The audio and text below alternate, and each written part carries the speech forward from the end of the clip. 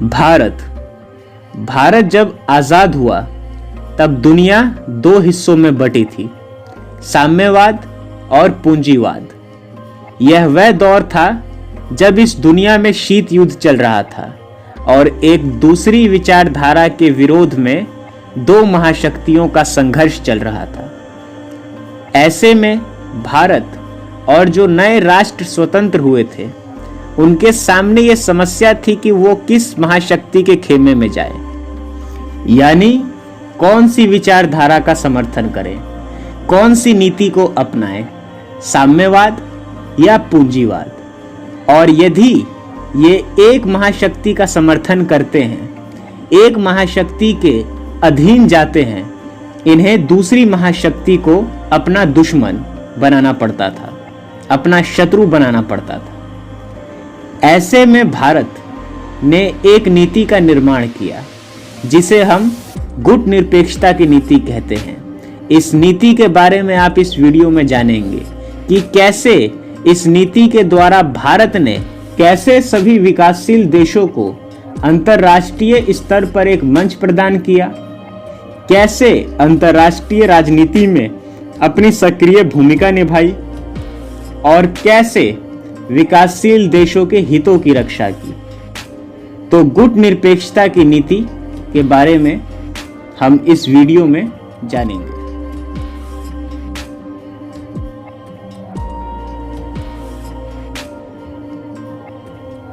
नमस्कार दोस्तों, आज का ये वीडियो बहुत ही स्पेशल होने वाला है क्योंकि आज के इस वीडियो में हम जानेंगे गुट निरपेक्षता क्या है, गुट निरपेक्षता किसे कहते हैं, गुट निरपेक्षता का अर्थ, गुट निरपेक्षता के संस्थापक राष्ट्र या निर्माता, गुट निरपेक्षता के उद्देश्य और सिद्धांत और भारत ने इस नीति को क्यों अपनाया।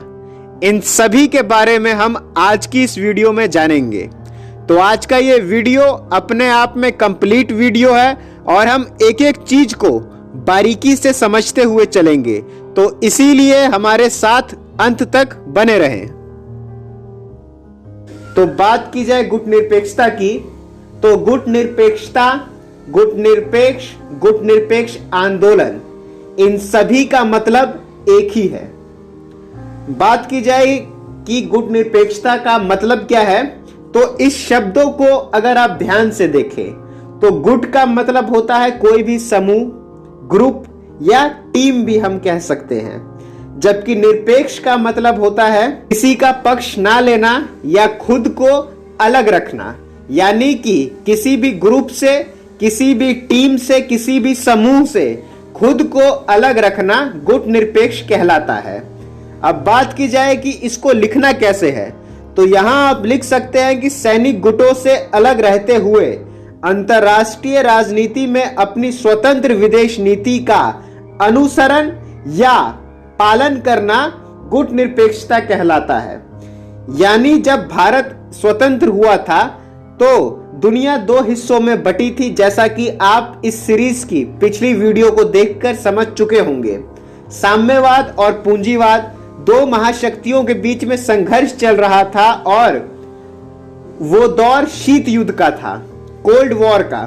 तो ऐसे में गुट निरपेक्षता की नीति का निर्माण भारत ने किया था, एक आंदोलन भारत ने चलाया था जिसे गुट निरपेक्ष आंदोलन कहा गया, और हम इसके बारे में इस वीडियो में आगे चर्चा करेंगे।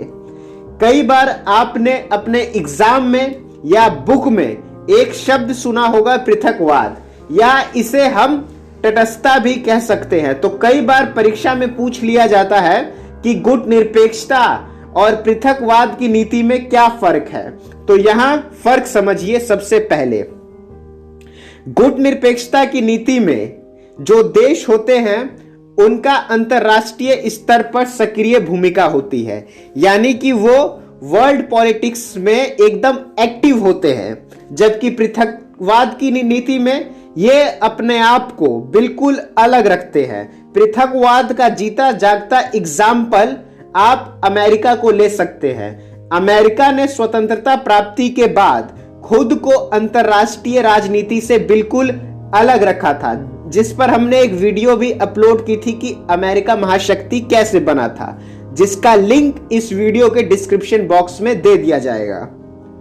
तो अमेरिका ने अपने आप को स्वतंत्रता मिलने के बाद प्रथम विश्व युद्ध तक अपने आप को अंतरराष्ट्रीय राजनीति से बिल्कुल अलग रखा था। यानी दुनिया में क्या चल रहा है, कौन सही है, कौन गलत है, इन सब को नजरअंदाज करते हुए अमेरिका ने केवल अपने विकास पर ध्यान दिया।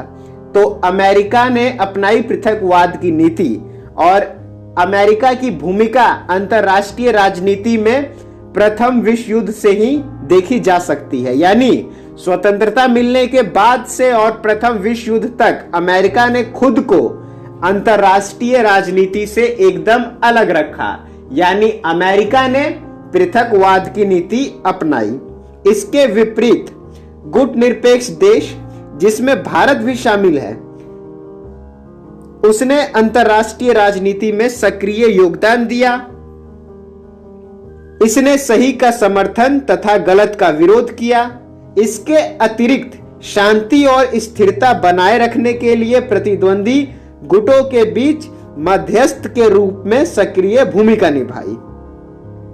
गुटनिरपेक्ष देशों की ताकत की जड़ उनकी आपसी एकता और महाशक्तियों द्वारा अपने अपने खेमे में शामिल करने के कोशिशों के बावजूद ऐसे किसी खेमे में शामिल ना होने के संकल्प में है। गुटनिरपेक्ष आंदोलन अंतरराष्ट्रीय राजनीति में एक बहुत ही बड़ी चीज थी, एक बहुत बड़ी कामयाबी थी भारत के लिए, क्योंकि भारत ने दुनिया को एक तीसरा विकल्प दिया। क्योंकि सेकेंड वर्ल्ड वॉर के बाद बहुत से देश आजाद हुए थे। इन देशों के सामने यही समस्या थी कि ये साम्यवाद में जाएं, यानी सोवियत संघ का समर्थन करें, या अमेरिका के खेमे में जाएं। ऐसे में उनके पास ये संकट था कि जो उन्हें स्वतंत्रता मिली है तो वो वापस से किसी महाशक्ति के चंगुल में फंसकर उस स्वतंत्रता को गंवाना नहीं चाहते। तो ऐसे में भारत ने इस नीति का निर्माण किया और दुनिया के सामने तीसरा विकल्प रखा, और इसी को गुटनिरपेक्ष आंदोलन भी कहा गया। बात की जाए कि इस आंदोलन के संस्थापक कौन है, तो इस आंदोलन के संस्थापक भारत के पंडित जवाहरलाल नेहरू, यूगोस्लाविया के जोसेफ ब्रोज टिटो और मिस्र के गमाल अब्दुल नासिर, ये तीन प्रमुख राष्ट्र हैं। साथ में इंडोनेशिया के सुकर्नो और घाना के एनक्रुमा, ये 5 राष्ट्र गुटनिरपेक्ष आंदोलन के या गुटनिरपेक्षता के संस्थापक राष्ट्र या निर्माता माने जाते हैं। और ये पांचों नाम देशों के और उन देशों के नेताओं के ये आपको याद होने चाहिए, चाहे आपका 12th का एग्जाम हो, चाहे आपकी ग्रेजुएशन हो, या चाहे आप किसी भी कॉम्पिटिटिव एग्जाम की तैयारी कर रहे हो। ये 5 नेताओं के नाम आपको याद होने चाहिए।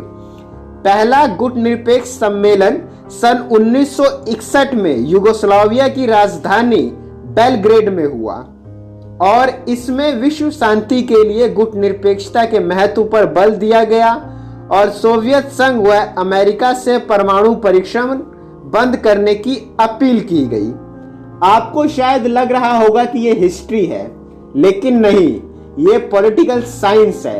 ये आंदोलन आज भी सक्रिय है, आज भी एक्टिव है, और आज के समय में, प्रेजेंट में या वर्तमान में, आज इसमें 120 सदस्य हैं और 120 सदस्य राष्ट्र विकासशील देश हैं। यानी कि ये एक विकासशील देशों के लिए बहुत बड़ा मंच है और एक बहुत बड़ी ताकत है।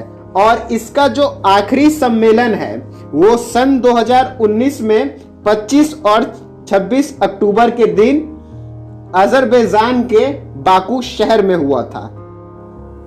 यानी कि यह संगठन आज भी सक्रिय है और विकासशील देशों के लिए यह सबसे बड़ा संगठन और सबसे बड़ा मंच है अंतर्राष्ट्रीय स्तर पर अपनी बात रखने के लिए, क्योंकि आज के समय में भी इसमें 120 विकासशील देश शामिल हैं।